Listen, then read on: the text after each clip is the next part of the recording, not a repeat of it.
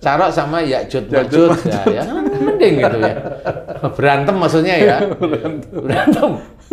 Atau Ya'juj Ma'juj tingginya 3 meter udah pusing.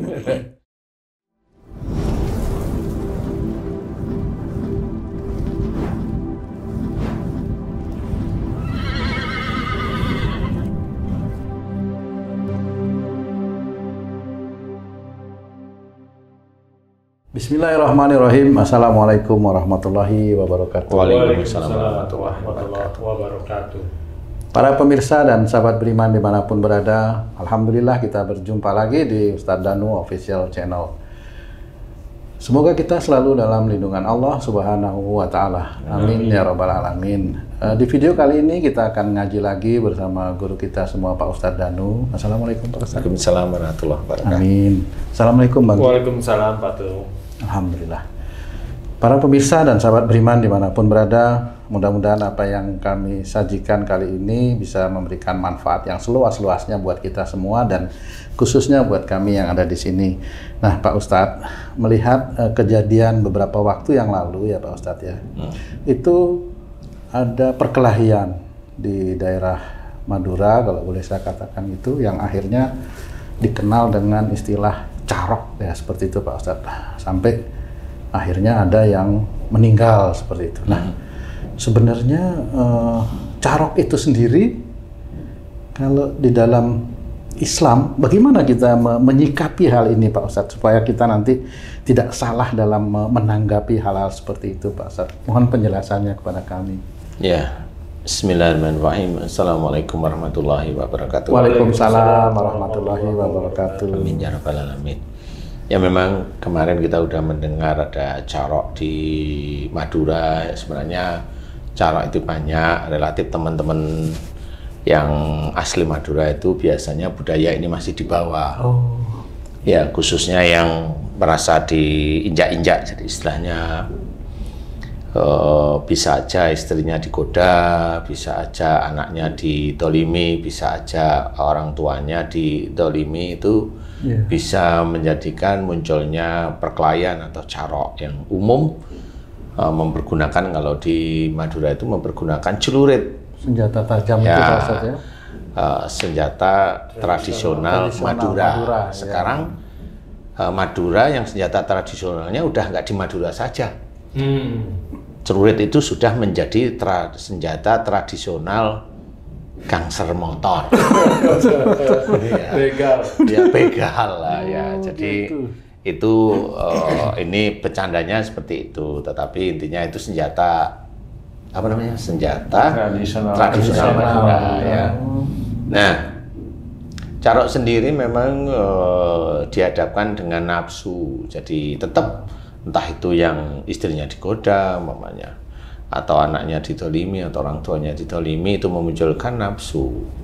Nah, kalau kita lihat dari sisi budaya ya memang seperti itu, keras ketemu keras, jadinya lah berkelahi. Nggak usah yang di Madura, yang di Jawa juga sama, di Sumatera juga sama, di Kalimantan juga sama, walaupun perkelahiannya bisa tidak satu lawan satu ya, termasuk keroyokan, kan sama itu. Di Jakarta apalagi banyak sekali, antar kampung malahan. Kampung, benar-benar ya. Itu carok menggunakan batu sama petasan. Bom molotov. Bom molotov ya. Sampai teman-teman polisi bingung ini gimana nih. Nah, ini adalah nafsu. Ya, nafsu. Jadi nafsu yang belum terlatih memahami bahwa perang yang terbesar, terberat maksudnya, bukan terbesar ya. Perang yang terberat adalah memerangi hawa nafsu. Dalam salah satu riwayat Rasulullah itu seperti itu pada saat perang Badar. Nah, inilah yang harus kita selesaikan, bahwa memerangi hawa nafsu ini termasuk adalah tersulut api marah karena ditantang. Nah, ditantang itu sebenarnya kita ambil dari sisi Islami, bahwa salah satunya umpamanya ya, kita ambil dari salah satu firman Allah Ta'ala dalam surat Ali Imran, Fabi rahmati minallah lintalahum walakun tafadon qalidal qalbi lang fatu min haulik fa'fu anhum wastaghfir lahum wasyawirhum fil amri. Dari kalimat ini sebenarnya kalau kita mengaku sebagai seorang muslim dan belajar taat, ya, itu harus pahami ini. Maka dengan rahmat Allah, lemah lembutlah kamu dengan mereka, lemah lembutlah kamu kepada mereka. Jadi perkataan lintalahum ini adalah perintah Allah Ta'ala kepada kita sebagai seorang muslim, karena kita membawa Quran kemana-mana. Maksudnya acuan kita juga salah satunya Quran di luar sunnah Rasul, kan begitu ya. Jadi lemah lembut kepada siapapun harus kita kerjakan. Nah, kalau bukan budaya ya, kalau orang carok atau berkelahi ini kan sudah kalimatnya udah nggak lemah lembut, marah atau memaki atau mengejek atau menindas atau umpamanya dibarengin dengan kalimat yang berbau binatang. Ini banyak, ini daerah sekitar Jawa Baratan ini banyak sekali ya seperti itu. Bukan karena orang Jawa Barat, bukan, sekitar ya, sekitar. Apalagi anak-anak muda itu seperti itu. Nah, itu sebenarnya itu kalau memang dia orang-orang itu yang di daerah Jawa Barat itu yang pakai kalimat binatang-binatang itu di Madura, ya habis dia. Ya karena omongannya kasar-kasar. Nah, kalau umpamanya pada saat omongannya bisa halus, yang dicontohkan oleh Rasulullah Muhammad SAW kepada kita, yang diminta oleh Allah Ta'ala kita kerjakan dengan lemah lembutlah kamu kepada mereka, ya kita kan patuh. Jadi ketemu sama orang itu ya ngomongnya halus, lembut. Kenapa kamu halus? Kamu takut sama dia? Enggak, memang Allah menyuruh saya ngomong halus.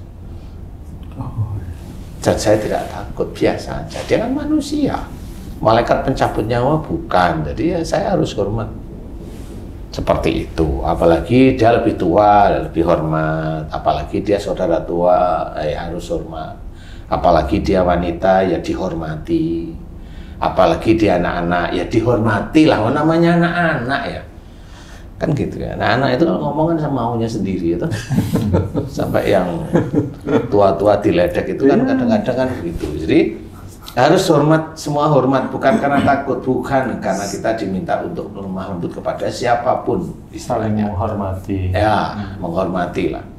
Kemudian walaupun tafadon kalau bilang fatu min haulik, jika kita bersikap keras nih, kita bersikap keras. Jika kamu bersikap keras dan berhati kasar, maka mereka akan menjauh dari sekelilingmu. Jadi sebenarnya itu sudah diceritakan oleh Allah Ta'ala. Kalau kita itu sikap kita keras, hati kita kasar, orang itu tidak suka sebenarnya. Jadi Allah itu sudah menceritakan dalam hal seperti itu. Dalam kehidupan sehari-hari harus kita kerjakan apa yang Allah perintahkan. Katanya kita taat pada Allah, kan gitu. Katanya taat pada Rasul, kan gitu. Kok nggak patuh hal seperti itu, gitu loh. Kok nggak sama seperti Rasulullah yang lemah lembut, yang memang cara bicaranya hormat kepada siapapun, kan gitu. Nah, disinilah sudah ceritakan orang tidak suka. Jadi kalau ada orang kasar, ya orang nggak suka. Walaupun dia seorang Muslim kasar, orang nggak suka sebenarnya. Hanya dia aja yang kepedean merasa dia disukai sama orang. Orang nggak suka. Nah, ini harus kita ketahui. Kemudian kalau sudah ada masalah, fa'fu anhum, maafkan mereka. Jadi momennya ada masalah, saya maki-maki Haji J, persoalannya ya biasa-biasa, enggak ini ya sudah. Kalau Haji J ingin taat pada Allah Ta'ala, ya Haji J memaafkan saya tanpa saya meminta maaf kepada Haji J sudah, saya insya Allah maafkan saudara saya karena Allah. Takut enggak? Haji J bilang, insya Allah enggak takut mamanya. Tapi kalau Haji J beneran sama saya, takut enggak mau saudara? Takut kalau ini beneran gitu. Bukan juga dikatakan membalas dengan yang sama, tapi lebih baik memaafkan. Lebih baik sabar sebenarnya, yang ada dalam Quran itu sebenarnya itu. Lebih baik sabar, jadi hadapi semuanya itu dengan tenang. Tidak dengan emosi. Membalas itu masih boleh, Tapi hal yang bagaimana? Karena dalam hadis yang lain diceritakan Muslim berperang melawan Muslim itu hukumnya sama-sama dosa. Kan harus diketahui. Jadi kita itu mau melangkah sesuatu harus paham nih dalilnya. Jadi kalau nggak tahu ya akhirnya ya wah ditantang nih, harga diri saya diinjak-injak nih, kan begitu. Jangan. Iya. Jangan seperti itu. Saling membunuh sesama Muslim dua-duanya dosa. Masuk neraka udah jelas itu. Dalil hadisnya. Makanya disitulah yang harus kita pahami bahwa kita harus berpikir mending memaafkan itu lebih mulia di hadapan Allah Ta'ala. Kan seperti itu. Lebih mulia di hadapan Allah. Kemudian apa? Wastaghfir lahum, doakan kesalahan dan dosa mereka kepada Allah Ta'ala. Walaupun ini berat bagi seorang muslim yang didolimi oleh orang lain, tapi doakan aja agar dia itu diberi hidayah menjadi seorang yang soleh. Kalau dia seorang muslim, menjadi seorang soleh atau soleha.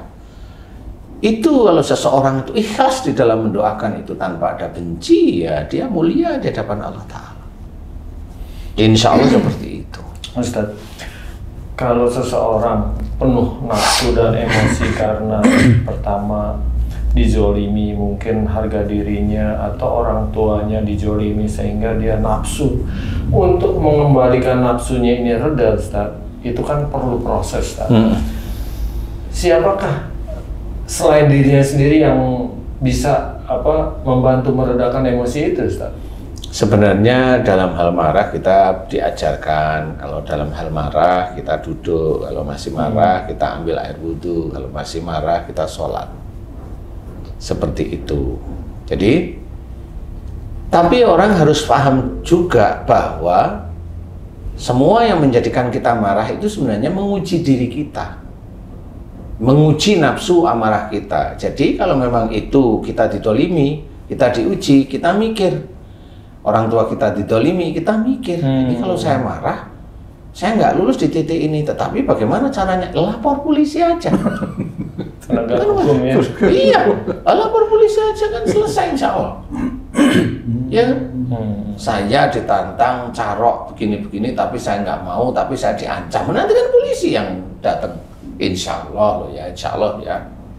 Jadi selesaikan aja dengan cara-cara hukum yang baik, dengan tidak ada dendam, itu kan bisa selesai. Kalau untuk meredakan amarah bisa seperti itu. Dan ingat bahwa ujian Allah Ta'ala itu banyak ragamnya.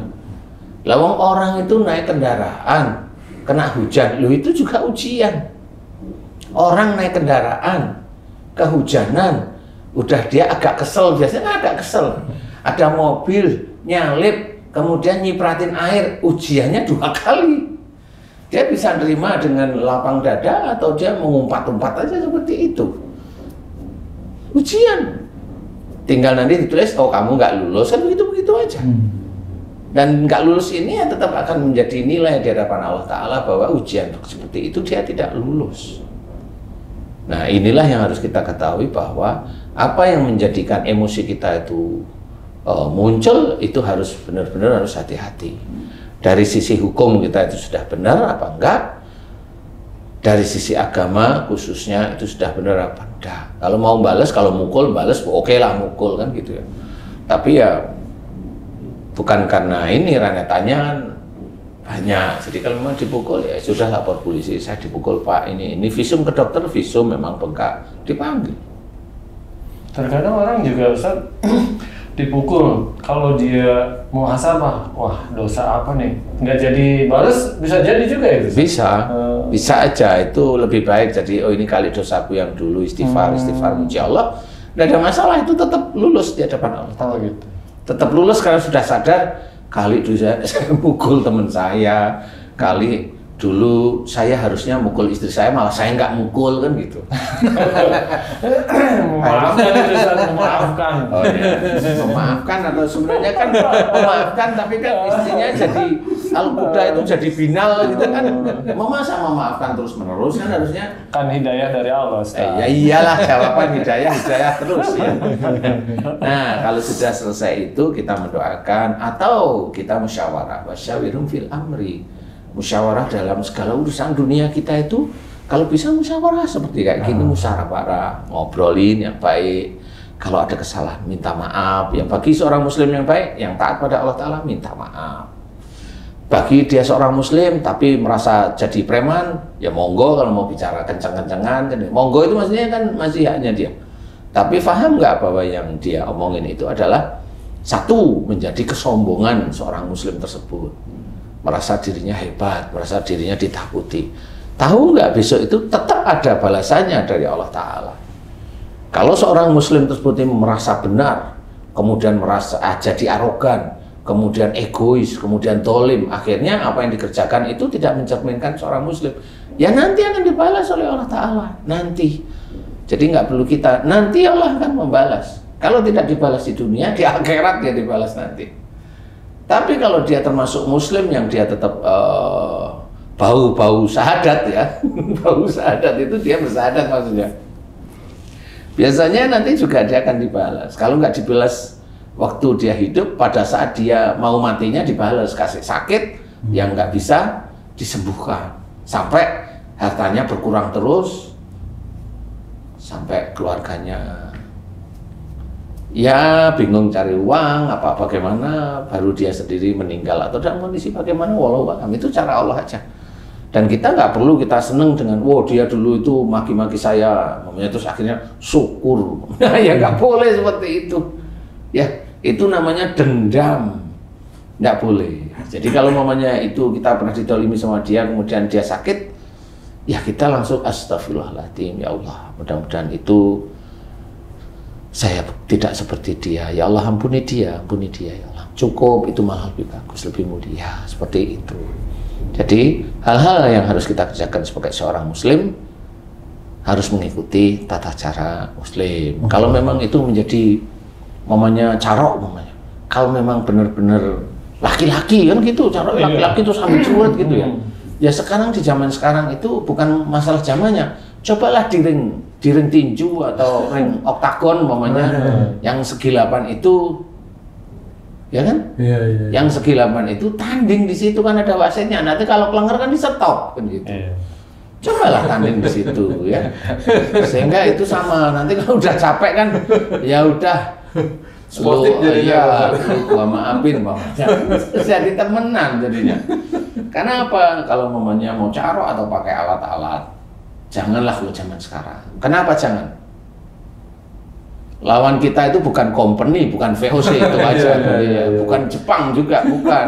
Jepang yang di sini itu malah ngasih pinjaman utang triliunan itu, malah baik-baik ya. Jadi kita harus memahami itu sehingga jangan sampai kita salah di hadapan Allah, juga luka di hadapan hukum kan gitu ya. Belajarlah, ya. Tetapi untuk masalah bela diri silahkan, mau berlatih apa aja silahkan.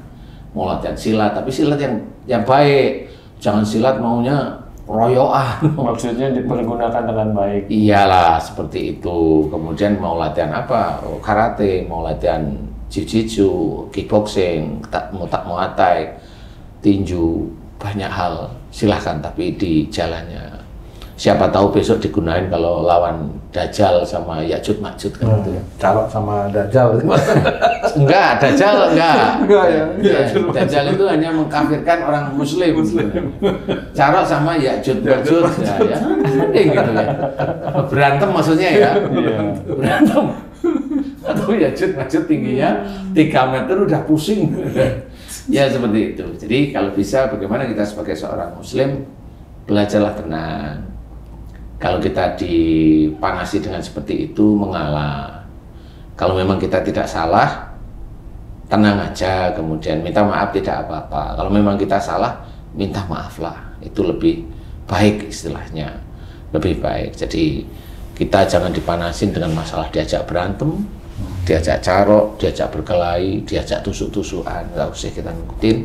Kalau seperti itu laporkan pada polisi, biar di BAP, biar selesai dengan baik, seperti itu.